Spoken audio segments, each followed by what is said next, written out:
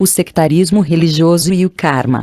Fisiologia da alma, psicografia Ercílio Mais, Espírito Ramatiz. Pergunta. Temos ouvido, a miúde, que a dor se encarrega também de quebrar o orgulho e a presunção das criaturas dogmáticas e excessivamente sectaristas. Podeis dizer-nos algo a esse respeito? Ramatiz. É evidente que os processos kármicos e as intervenções dos mentores espirituais variam na conformidade dos tipos e das reações psicológicas daqueles que devem ser retificados em seus desvios psíquicos. Certas criaturas que foram tomadas de excessivo sectarismo no passado podem, em vidas futuras, desenvolver facilmente o sentimento universalista pela convivência com criaturas muito espiritualizadas e o contato com movimentos fraternistas.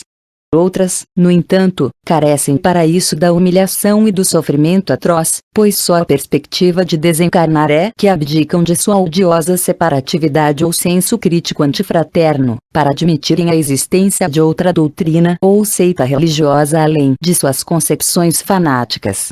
E obedecendo a esta lei que certas prostitutas famosas, que no passado enodoaram a história administrativa e política do mundo com seus desmandos e caprichos junto às cortes faustosas, como famosos privilegiados, às vezes se purificam futuramente pela segregação voluntária e estoica nos conventos humildes, onde mourejam desde a madrugada e retemperam a alma atribulada.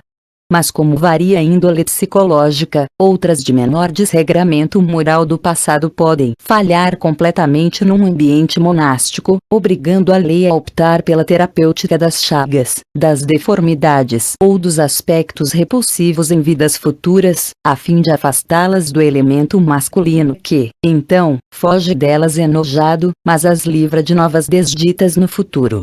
Pergunta. Uma vez que a lei kármica tem por objetivo retificar todos os desvios psíquicos nocivos às almas, poderíeis dizer-nos quais são os recursos de que a mesma se serve para enfraquecer a intransigência dos fanatismos religiosos? Ramatiz. É a dor, sem dúvida, o mais eficiente recurso para modificar as criaturas excessivamente fanáticas e até impiedosas para com os esforços religiosos alheios, algumas das quais, se lhes fosse possível agir à vontade, exterminariam da face da terra todos aqueles que lhes opusessem qualquer conceito adverso. Mas os mentores espirituais possuem recursos eficazes para dobrar-lhes a cerviz orgulhosa, encaminhando-as, pouco a pouco, para a prova dolorosa que lhes muda a têmpera demasiadamente presunçosa. E, quando lhes chega a dor, sob a orientação superior, então começam a lhes falhar todos os recursos de sua religião, credo ou doutrina. Então malogra o médico da família, a casa de saúde, a intervenção cirúrgica ou a estação de águas. Confundem-se os exames de laboratório, dificulta-se o diagnóstico pela radiografia ou se tornam inócuos os mais famosos medicamentos modernos. Não rara técnica do alto encaminha então para junto do enfermo, às vezes já desenganado, o simpatizante de qualquer seita ou movimento espiritualista adverso e detestado e que, munido de poderes incomuns, consegue curar o paciente. Quebra-se então o círculo de ferro do dogmatismo conservador e feroz, pois a saúde ou a vida, malgrado serem devolvidas por mãos de pessoas mal vistas, tornam-se valiosos elementos para remover as fronteiras presunçosas do fanatismo tolo. O acontecimento se transforma num jato de água fria sobre a fogueira do ódio religioso, que ainda é muito comum entre os homens ignorantes de que Deus é um só e os seus filhos são gerados da mesma essência imortal. Pergunta. Naturalmente vos referis ao caso dos religiosos dogmáticos ou as religiões seculares, como o catolicismo, o protestantismo e as seitas adventistas, que comumente hostilizam o espiritismo terapêutico, o esoterismo ou as teorias reencarnacionistas. Não é assim? Ramatiz. De modo algum as nossas afirmações têm por fim promover a conversão de católicos, protestantes ou adventistas aos preceitos da doutrina espírita. O sectarismo é enfermidade que graça em qualquer credo, religião ou doutrina. E o espiritismo, em face do sectarismo de muitos dos seus adeptos, também não se encontra liberto dessa anomalia.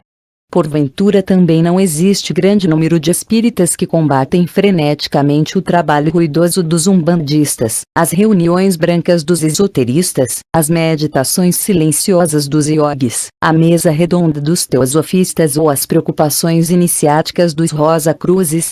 Não há espíritas que alegam estar com a melhor verdade ou sistema doutrinário superior, exclusivista das mesas kardecistas, enquanto só encontram confusão, estultícias e má intenção no ritualismo do chão batido dos terreiristas.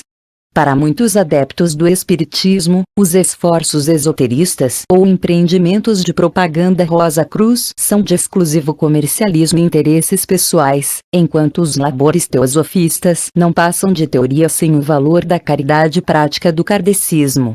Não duvidamos de que isto desmente, por parte de tais espiritualistas, o senso lógico de que realmente estejam convictos de que Deus é um só e impregna todos os seres e coisas.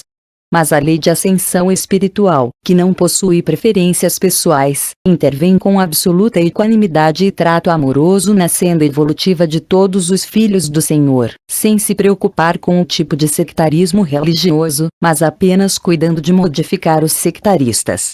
É certo que muitas vezes o orgulho e o amor próprio da família católica ou protestante termina sendo abatido pela intervenção miraculosa do médium espírita, que devolve a saúde e a paz ao lar aflito.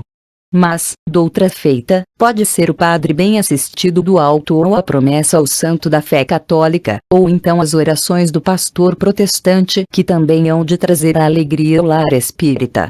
A lei admirável, do amor, busca romper as fronteiras isolacionistas e aconchega corações distanciados pela vaidade, o orgulho, a presunção, a teimosia ou o amor próprio, servindo-se ainda dos métodos adversos para a cura dos intransigentes. Aqui, o espírita de mesa só obtém a cura depois que o cavalo de terreiro lhe descobriu o feitiço no travesseiro ou no limiar da porta. Ali, é o terreirista que, depois de muito ironizar a debilidade das sessões de mesa, termina curado pelos passes ou irradiações ao estilo kardecista. Acolá, o iniciado Rosa-Cruz, teósofo ou esoterista, que critica as sessões espíritas como sendo fábricas mórbidas de fetichismo mental, intercâmbio com larvas ou cascões astrais, vê-se obrigado a curvar-se ante a cura da terrível obsessão do seu ente querido, graças à intervenção dos médiuns espíritas tão censurados pelo seu gênio de labor extraterreno. Não importa se sois esoteristas, espíritas, teosofistas, católicos, protestantes, iogues, Rosa-Cruzes ou livres pensadores, pois, no momento nevrálgico de vossa renovação espiritual, a técnica sideral ignora as etiquetas religiosas, para só se preocupar com as necessidades dos corações embrutecidos pelo orgulho, a vaidade e o fanatismo doentio gerado sob a égide de qualquer credo, doutrina ou religião. E por isso que, à medida que certos enfermos vão piorando pela necessidade de se abrandarem no seu sentimento religioso exclusivista, em torno dos seus leitos de sofrimento físico ou psíquico transitam médicos, curandeiros e homens de milagres, sem conseguir o êxito desejado. Depois, com o tempo, eles tanto aceitam o exorcismo do vigário local, o benzimento da preta velha, a simpatia da comadre amiga ou as orações do pastor circunspecto, como também o passe do médium kardecista ou o trabalho do preto velho marcando o despacho na encruzilhada. No entanto, o principal objetivo disso tudo é unicamente a renovação do espírito enfermo, vítima do fanatismo ou da crítica antifraterna, para o que o seu guia considera de grande valia a enfermidade retificadora. Quando deixar o leito e, se aprouver o seu mentor espiritual, o ex-gigante ou inimigo formal das religiões adversas, não poderá esquecer as imagens dos que o serviram, os esforços de todos os que tentaram levantar-lhe a saúde através de rezas, exorcismos, receitas empíricas ou simpatias. No silêncio de sua alma, sempre há de ficar a lembrança das fisionomias que o rodearam, apenas com um fito amigo e desinteressado, a sua sobrevivência.